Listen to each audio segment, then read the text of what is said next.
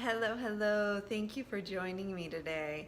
I externalize my studies of a book a week by sharing the passages that are most prominent to me, as well as my thoughts about the focus topics covered in the books. Today I'm reading from Alan Watts, The Supreme Identity. We all know that fear is an inevitable element of the human experience. It can be enriching to ask ourselves what our patterns are with our fear. There's quite a difference between resisting it, doing something about it, running away from it, denying or trying to decline it as part of your experience, and accepting it or even welcoming it. As the former imply that there is something inherently wrong with the fear, and the latter imply that of course it is one of the many elements of the human experience. The nature of the condition we're in by being human is that a sensation of security and safety cannot exist without the sensations of fear and insecurity. Without knowing what it felt like to feel afraid, we could not possibly know what it is to feel safe, as we would never have experienced anything varying from it.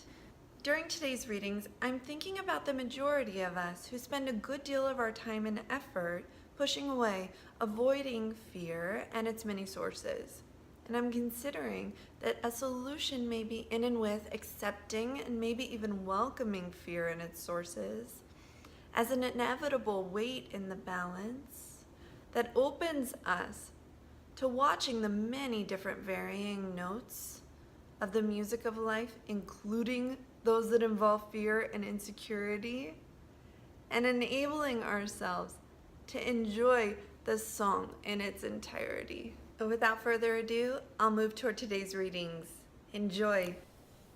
A dualist cannot accept the finite because he opposes it to the infinite. He cannot accept nature because he opposes it to God. He will therefore be compelled to resolve his dualism in one of two ways.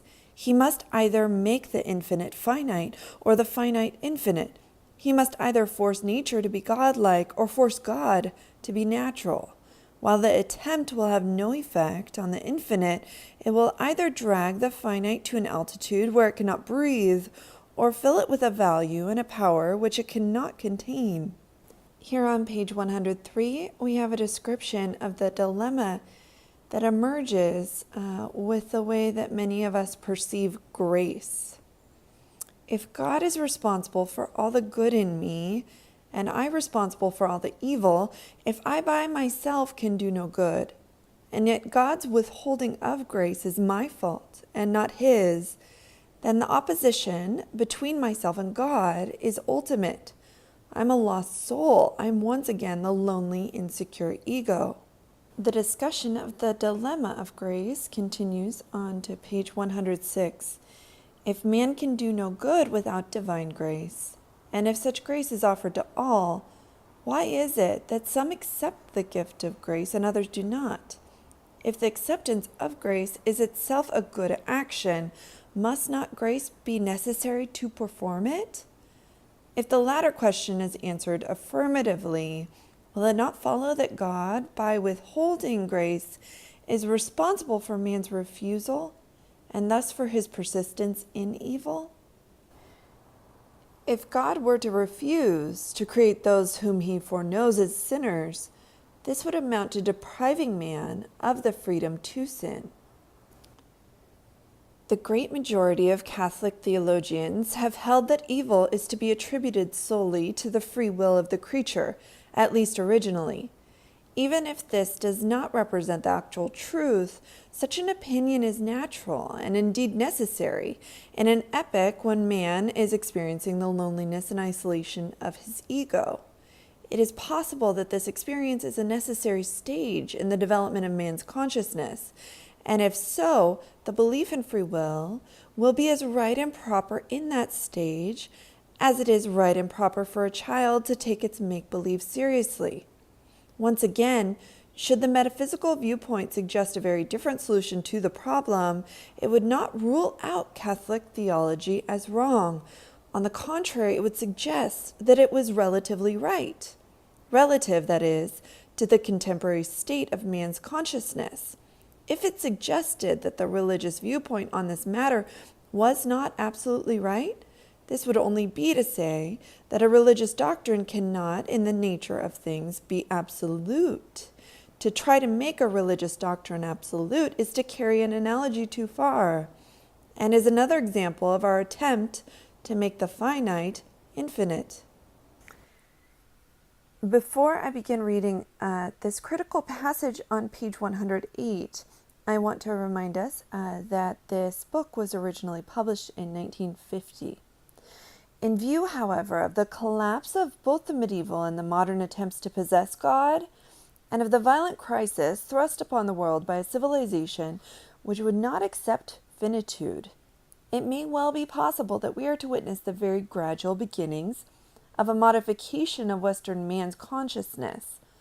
Such a modification is indeed fervently to be hoped for if mankind is to learn any lesson at all from present history, and it may be that the growing influence of Oriental culture upon the Western world is a sign of its beginning. As already suggested, changes of this kind do not directly depend upon the deliberate adoption of a new point of view by vast numbers of people. In such matters, the influence of a small persuasive minority is tremendous. It is not too much to hope that the course of events will move such a minority to realize that there is no essential opposition between man's finite consciousness and the infinite, and that the nature of the infinite is not to annihilate limitations but to love them. The point which Western man has been unable to accept is that in the finite realm, good cannot exist without evil. In principle, the infinite is unity, but finite unity cannot be manifested without duality. In principle, the infinite is life and being, but finite life and being cannot be manifested without death and non-being. In principle, the infinite is consciousness, but finite consciousness cannot be manifested without unconsciousness. In principle, the infinite is light and goodness, but finite light and goodness cannot be manifested without darkness and evil. It is not to be understood that there is anything imperfect or regrettable in this necessary polarity. On the contrary, from the eternal standpoint, these oppositions are seen as harmony, the dark side ever enhancing the beauty of the light. Death renders life more lively. Darkness makes light stand out more brilliantly. Separation makes the union of love more intense. Suffering and evil are the essential media of courage and repentance, perfecting the splendor of goodness. Page 119. The inevitable consequence of seeking the origin of evil apart from or prior to God is to deprive him of his infinity, to make his life dependent on some other principle distinct from him and necessary to him.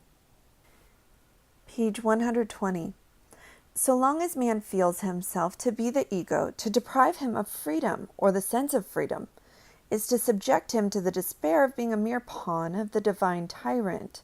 Furthermore, this very sense of freedom is what will ultimately lead him to the discovery that he is more than ego. Page 121. Yet because it transcends the God-man polarity, the supreme identity cannot be said to take away man's freedom and leave only God's. The freedom of the self is just as much man's as God's. It is the one freedom, the one ground, underlying and making possible all relationship whatsoever. He who realizes the supreme identity is filled with a peculiar power of creative joy. Spiritual security issues and self-abandonment to work, conceived as a kind of play, and executed with a particular sureness and lightness of touch. It should hardly be necessary to point to the extraordinarily disciplined lives and to the personal kindness and charity of almost every soul that has enjoyed profound mystical or metaphysical insight, whether Occidental or Oriental, or to the peace and joy wherewith their very presence has illumined others as a gift more precious than bread or gold. Page 127. The self is indeed free, insofar as it is one with the infinite. But before realization, its freedom as well as its consciousness are assimilated to the ego soul. Thus, what the infinite wills is imagined to be willed by the ego. But, as in religious terminology, true freedom lies only in the abandonment of one's own will to the will of God. So, from the metaphysical standpoint, it lies in the clear knowledge that the will of the self is principally one with the will of the ultimate reality, and thus with its infinite freedom. Paradoxically, it is only through realization of the supreme identity that man really accepts his own finitude. So long as man identifies himself with the ego, he is trying to be God. It is only when he knows that his center of being is the infinite that he is really free to be man. For we have seen that it is in the very nature of the infinite to accept, include, and abandon itself to the finite. This is the reason why the most spiritual people are the most human people.